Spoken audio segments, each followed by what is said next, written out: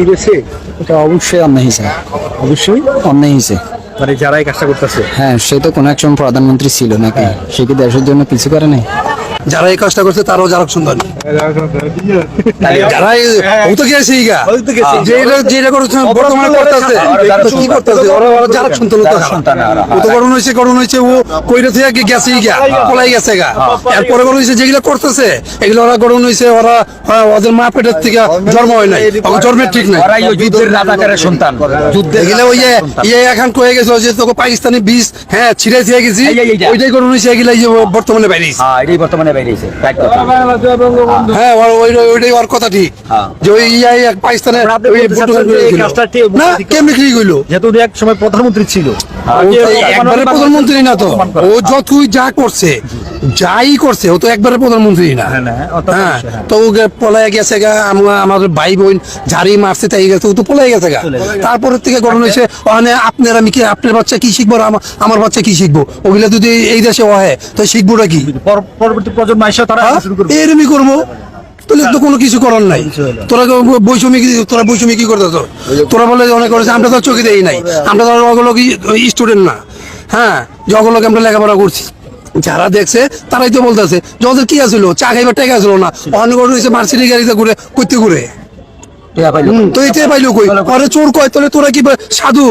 তোরা তো সাধু না, তোর তো করুন হয়েছে হ্যাঁ আর বড় চোর তোরা যদি তোকে যদি এতই না থাকতো তো তোকে এত মানুষের রিস্ক হলে কোন মুচি কোন যাই কোন তোকে এত কথা কয়, তোকে যদি লুবি দুদি তোরা না হইতো ভাই এই লন আমরা হ্যাঁ দেশ সংস্কার করে দিছি যতটুকু করছি আমরা এটা পারতেছি না, আপনি করে আপনারা করেন। তো তোরা করুন অনেক গাঠি পড়তেছ, তোরাও 2 দিন পরে গাঠিলে আরেক জায়গায় যাবি।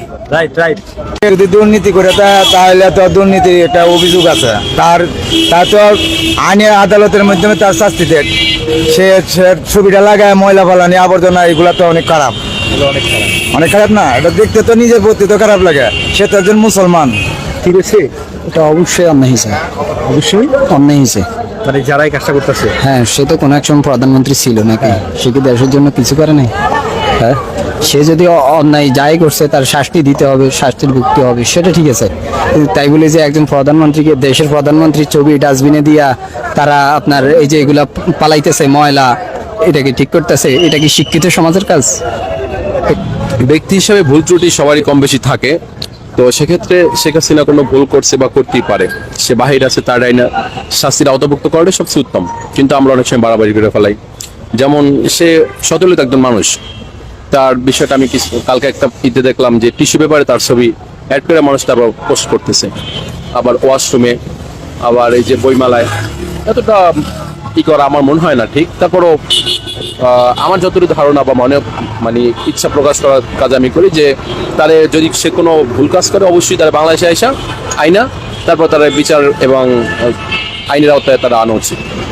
আপনি বলতে চাচ্ছেন যে একটা প্রথা যে চালু করছে, মনে করেন যে আজকে শেখ হাসিনা করলো, শেখ হাসিনা আবার ক্ষমতায় আসলে দেখা যাচ্ছে আরেকজন হুজুরকে যাকে তার পছন্দ মনে হয় না তার ছবি ডাস্টবিনে রেখে তাকে অপমান করলো, বিষয়টা এমন হয়ে যাবে না? জি, এটা উচিত না আসলে, এটা উচিত না। তারপর আবার আপনার যে সংসদ ভবনে যে বিষয়টা হলো, ফার্স্ট টাইম যা করছে লাস্টে শেষের দিকে শেখ সাহেবের মাথার উপর এটা প্রস্রাব করা, এই বিষয়টা আমার কাছে একটু অন্যরকম লাগছে।